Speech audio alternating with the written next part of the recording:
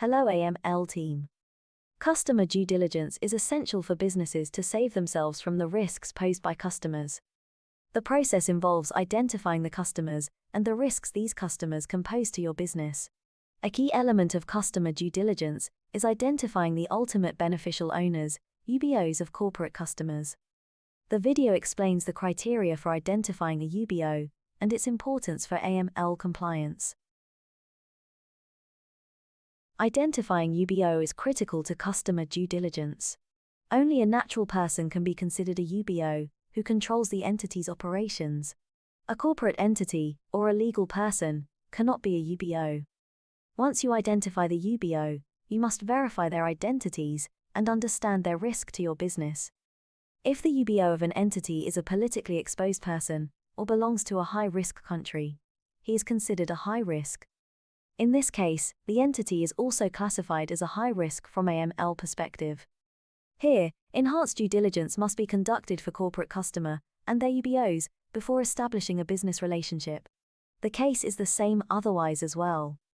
If the entity is identified as high risk, the UBOs would also be treated as high risk, and EDD measures must be applied to both the corporate entity and the UBOs. In the case of failure to identify the UBO of a corporate customer, the customer due diligence process cannot be completed. Thus, no business transaction or relationship with that entity can be established. Having learnt about the significance of identifying UBO, let us understand who can qualify as UBO. If a natural person has 25% or more ownership interest in an entity, through direct or indirect shareholding, then that person shall be a UBO. If a natural person holds 25% or more of the voting rights in an entity, then the person would be treated as a UBO of that entity.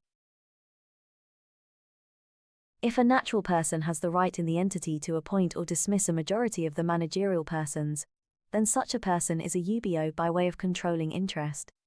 If there is any other way by which a natural person exercises ultimate control over the entity, that would also qualify the person as a UBO, by controlling rights.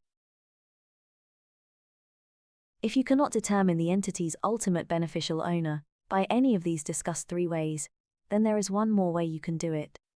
A natural person holding a senior managerial position in the entity would qualify as a UBO. AML-regulated entities must identify their corporate customers' UBOs in the UAE. It is a critical step in the organization's efforts to fight against money laundering and terrorist financing. It lends support to maintaining financial transparency in business ownership and operations.